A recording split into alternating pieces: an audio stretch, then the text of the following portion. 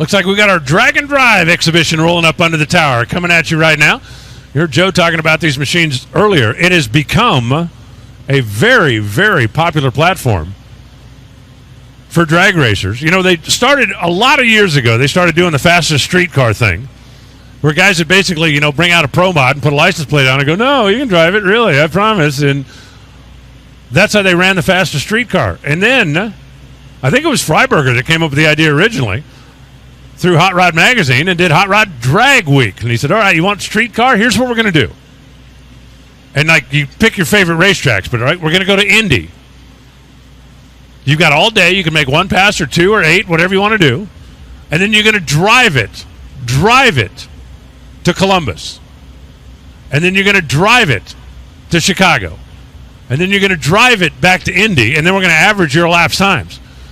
And that has turned into a lot of different drag and drive competitions. Sick Week down in Florida is absolutely amazing. Tom Bailey, they do the Rocky Mountain. They do. There's a Hell Week out west where you got to drive through Death Valley. But these are legitimate, driven on the streetcars, as part of the Drag and Drive program. And Chris Powers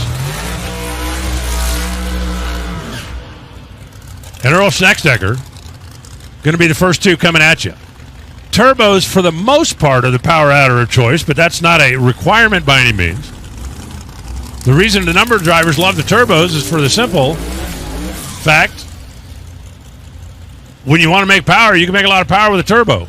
When you want to drive the thing down the highway, they're not overly high compression. They don't build a lot of heat.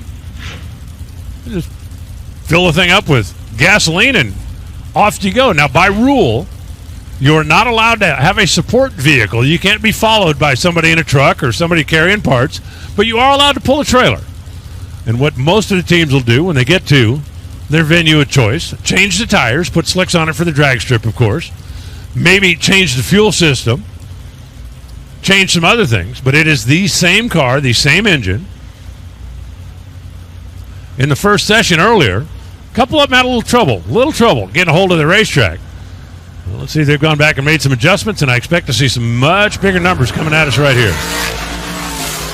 Oh, check it out. Earl, man, that thing had the front end up. It was climbing the ladder, and he had to take his foot out of the gas before that thing stood straight up, because that could have turned into a real mess down there for the Mustang. 916, 103 miles an hour, 755 over on the O'Reilly side.